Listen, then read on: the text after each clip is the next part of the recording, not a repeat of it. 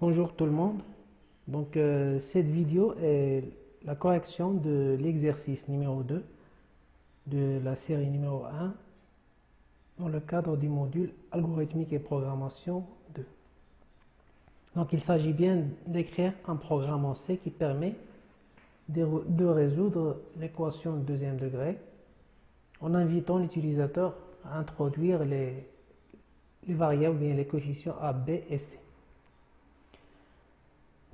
Pour faire ce programme, soit on utilise le DevC++, l'éditeur DevC++, ou bien on peut utiliser aussi ce nouveau éditeur VS Code en compilant par le GCC. D'abord, on va créer un fichier qu'on peut nommer, donc on peut enregistrer, c'est équation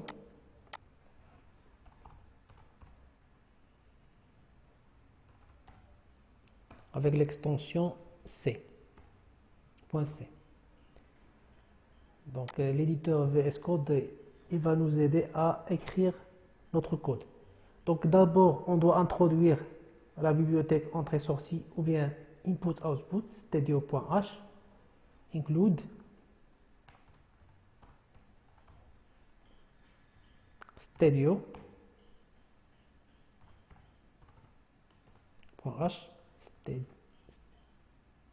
stadio.h. Voilà. Et puis bien sûr, on va faire appel à la bibliothèque math.h puisqu'on va utiliser des fonctions mathématiques. Include math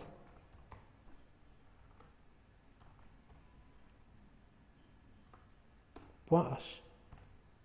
Voilà. On doit créer notre fonction main. Soit on fait le void main ou bien le int main. Et puis le return 0. Ou bien on fait simplement une procédure void main. Return 0. D'accord. Donc bien sûr, dans ce programme, on aura besoin d'un ensemble de variables. Donc on va déclarer d'abord les variables coefficients qui sont A, B et C. Donc A, B et C de type entier. Et puis on va déclarer la variable delta pour le calcul des solutions de l'équation de deuxième degré. Donc on fait de type réel, float, D, delta. Donc on doit introduire un message qui est intitulé de notre programme, qui va afficher le rôle de notre programme dans un message d'affichage. Donc on va faire le printf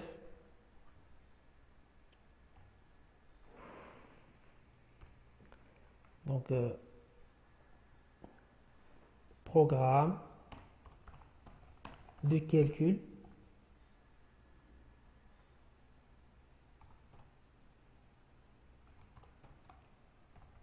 des solutions réelles. On va éviter les accents. Réel et complexe d'une équation du second degré. Donc on va ajouter un anti/n qui va permettre de retourner le curseur au début de la ligne. Voilà. Donc on va inviter l'utilisateur à introduire les coefficients A, B et C. Donc on va faire le printf.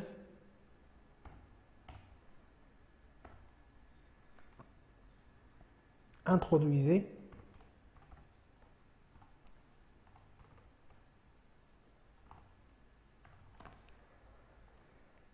les valeurs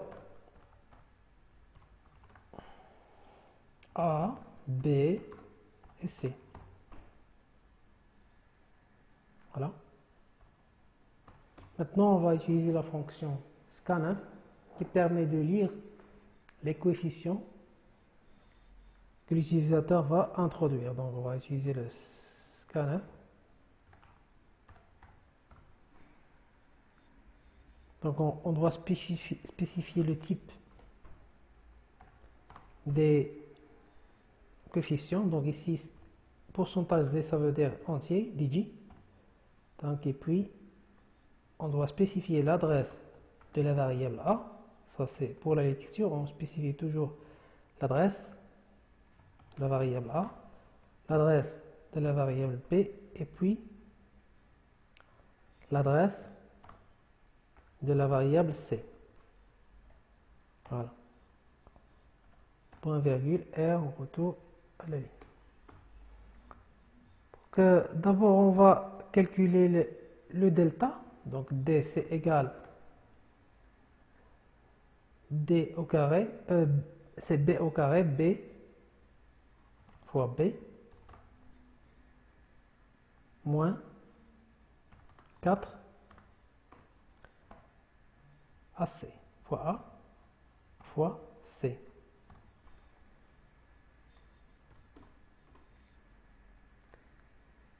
Donc, on va faire d'abord un test. Si A égale à 0, ça veut dire on va se contenter de résoudre l'équation du premier degré. Et puis sinon, si A est différent à 0, on va calculer les solutions dans R et dans C. Donc, si if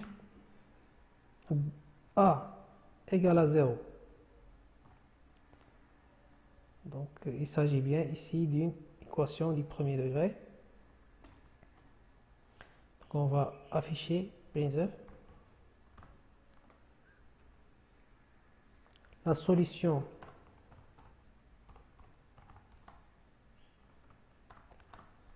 de cette équation est donc 2 points anti/n. Ça, c'est le retour à la ligne. Et on va calculer la solution. Donc, on va afficher directement la solution, printf. Donc, si vous voulez x égale seule solution, on doit spécifier d'abord qu'il s'agit bien d'une variable de type float, réel, fait un anti/n, donc comme ça c'est juste pour l'affichage. Et puis on introduit la solution c moins c sur b. Voilà. Et ici on doit faire une petite conversion de type, puisque il va retourner une variable de type réel. D'accord. Donc maintenant, dans le cas où le A est différent de 0, donc else. Donc else, on va spécifier, on va tester si le delta est supérieur à 0. Donc on va calculer les deux solutions dans R. On va afficher un message d'abord, comme quoi la solution ou bien l'équation admet deux solutions, donc les solutions réelles, on évite les accents, sinon on doit faire le codage en haut. Solution réelle de cette équation sont donc point virgule c'est anti/n. pour hauteur à la ligne. Donc on a la première solution.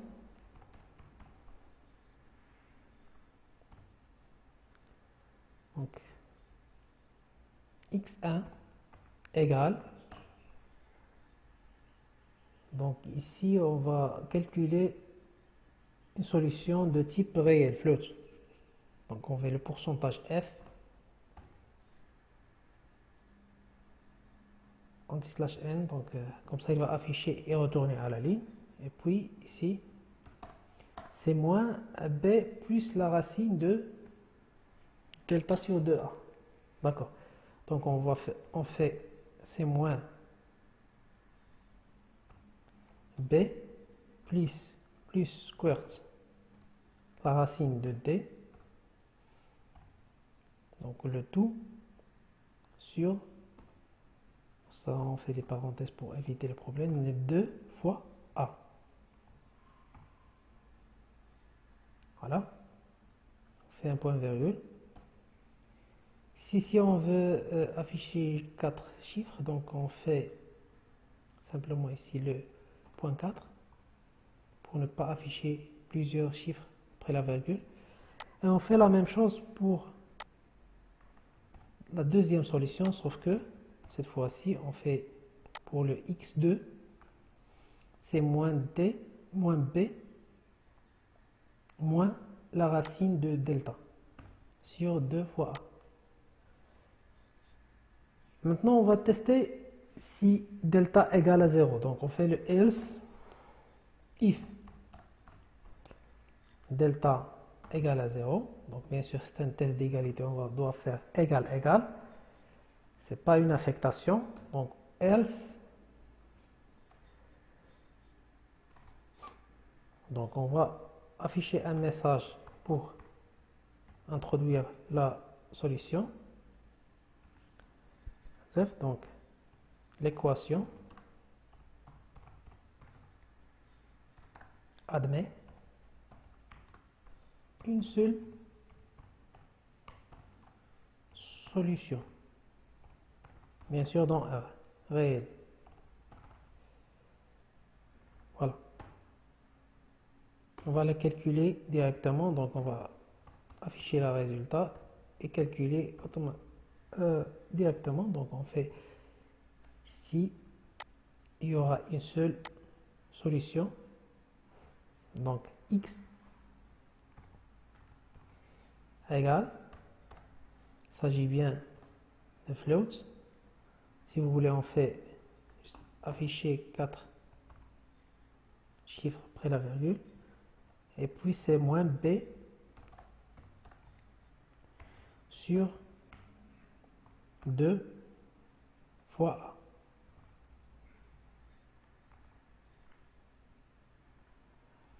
Donc, on doit faire une petite conversion de type ici. Comme ça, on évite les problèmes. Puisqu'il s'agit bien d'une solution réelle. Voilà. Maintenant, donc ici, ça fait float, on fait moins ici. On fait aussi ici une conversion de type. Donc, comme ça, on va éviter le problème de conversion.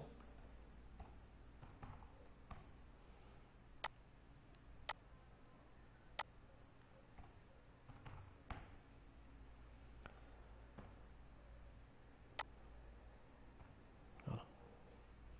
Maintenant, qu'est-ce qui reste? Reste le cas où le delta est inférieur à 0.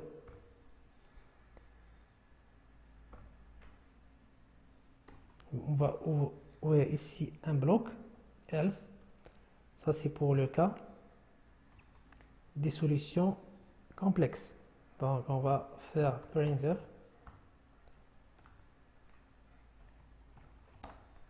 les solutions complexes de cette équation sont, et un anti/n ici pour retour à la ligne et un point virgule. Donc on va afficher la première solution, c'est printf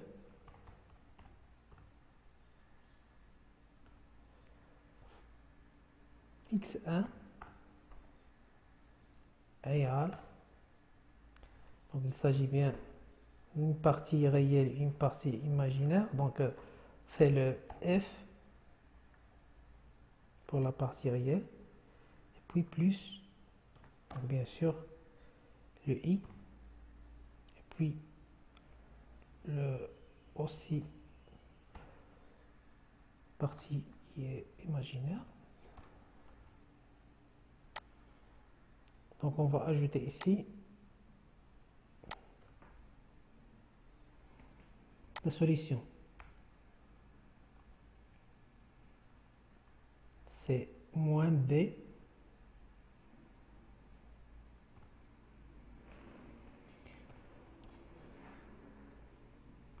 pour la partie réelle, et puis la racine de moins delta sur 2 fois a.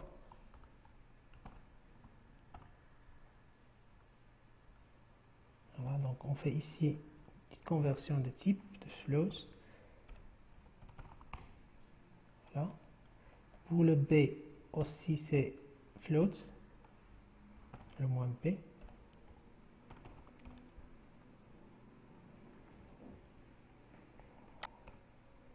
Voilà.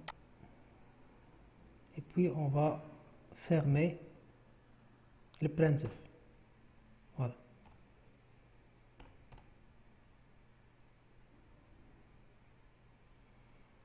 Donc ici on fait 4 chiffres après la virgule, donc ici pourcentage point 4 i plus i, donc on va faire aussi point 4 f.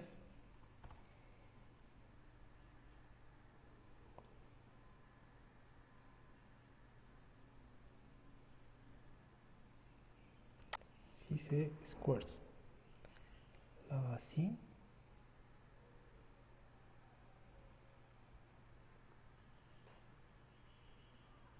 sur 2a.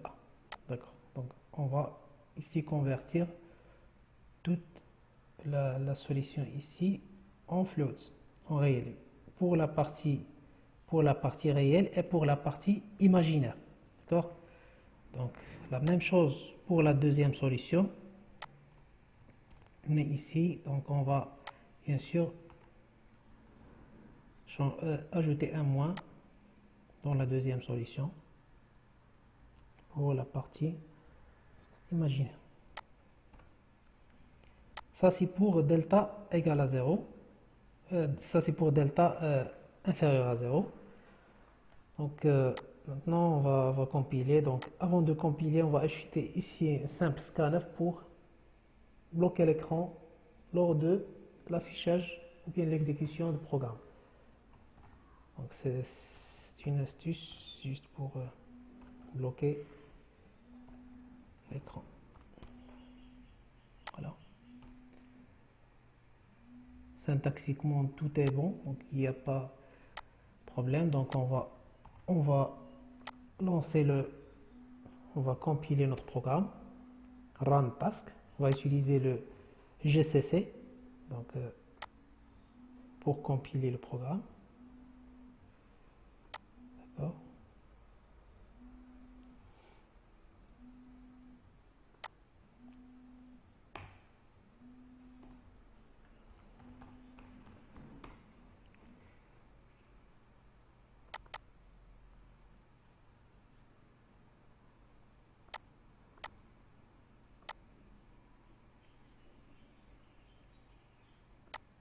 C'est bon.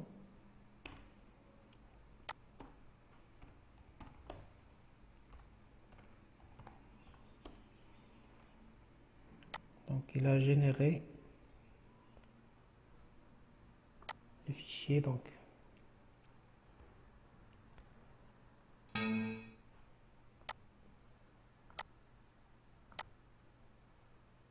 équation.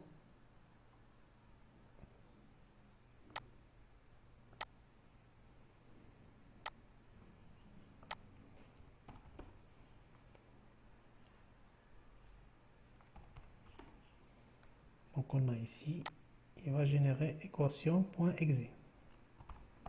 On va lancer l'exécutable. Voilà. Donc le programme m'invite à introduire les trois coefficients A, B et C. Donc on voit bien qu'il a généré le fichier équation.exe, ça c'est le fichier exécutable. Et puis on va introduire, il nous invite ici à introduire les A, B et C. Donc on fait 1, 2. Donc il a résolu l'équation dans C. Il s'agit bien d'une delta inférieure à 0. On quitte le programme et on le relance avec d'autres coefficients. Donc on fait 1, 2, puis 1. Donc cette équation admet une seule solution réelle, donc x est égal à moins 1. D'accord? Donc on voit bien que le programme, il teste les différents cas. Donc voilà la solution de l'exercice 2. Et on va passer maintenant à la solution de l'exercice 3 de la série numéro 1.